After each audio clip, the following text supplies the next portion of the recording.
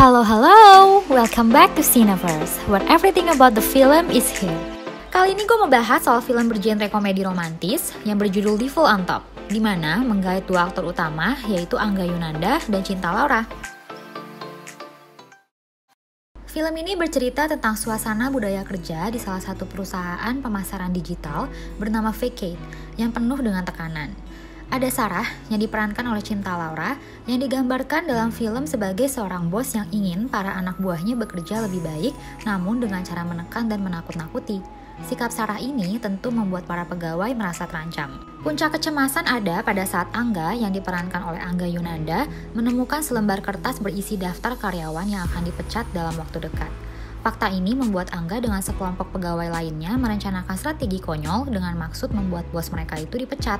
Selanjutnya film bercerita tentang bagaimana rumitnya persahabatan Angga dengan salah satu temannya, kemudian rumitnya kisah antara Angga dengan Sarah yang terjebak dalam perasaan cinta satu sama lain ketika adanya budaya kantor yang mengharamkan hubungan spesial antar karyawan, dan beberapa konflik lainnya yang tak kalah membuat penasaran penonton menuju akhir durasi.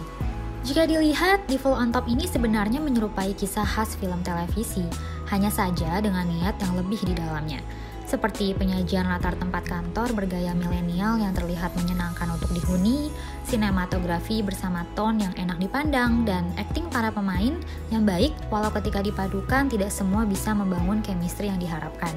Seperti contohnya peran antara Angga dan Sarah yang sangat disayangkan belum maksimal mencapai chemistry untuk membuat hati penonton ikut menghangat.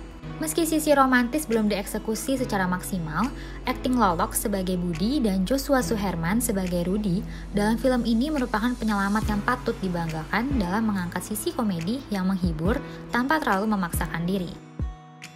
Yang lebih mengecewakan dari film ini terdapat pada naskah yang berjalan dalam kebingungan dan terlalu memaksa kehadiran penyelesaian konflik yang ada.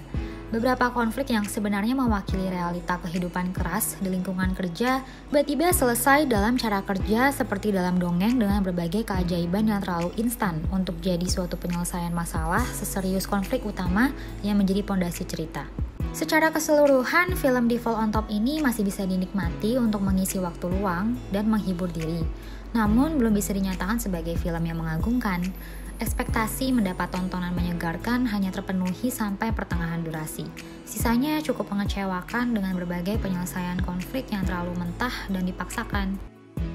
Nah, buat kalian yang penasaran, bisa langsung tonton film ini di platform Disney Plus Hotstar karena udah rilis resmi tanggal 25 Juni kemarin. Well, saatnya tim Cineverse pamit undur diri. See you guys again on next video. Jangan lupa buat like, comment, and subscribe buat video-video lainnya. Bye-bye!